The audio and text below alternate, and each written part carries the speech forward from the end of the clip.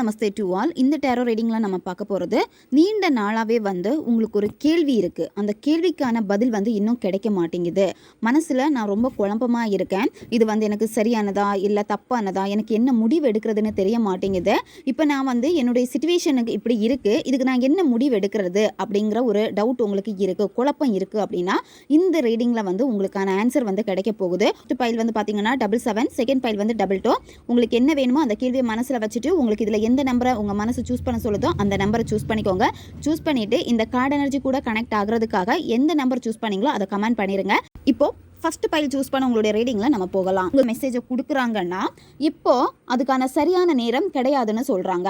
இப்போ நீங்கள் மனசில் என்ன உங்களுக்கு கேள்விகள் இருக்கோ, அதாவது குழப்பம் இருக்கு, இது எஸ்ஸாக எடுக்கலாமா இல்லை நோவாக எடுக்கலாமான்னு இருக்கும். ஆனால் இப்போ நீங்கள் எதையுமே சூஸ் பண்ணாதீங்க. அப்படி சூஸ் பண்ணீங்க அப்படின்னா அது உங்களுக்கு ஃபெயிலியரில் தான் முடியும். இன்னும் சில மாதங்கள் இருக்குது, அதுக்கு நீங்கள் காத்திருக்கணும் அப்படின்னு ஏஞ்சல் சொல்கிறாங்க.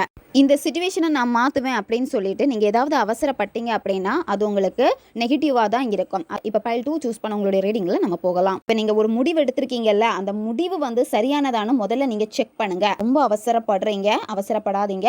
சில முடிவுகள் உங்கள் வாழ்க்கையில் நீங்கள் எடுக்க போறீங்க அப்படின்னா அந்த முடிவுகளை எடுக்கிறதுக்கு முன்பாகவே இப்போ இருக்கக்கூடிய சிச்சுவேஷன் எல்லாத்தையுமே கவனமாக பாருங்க.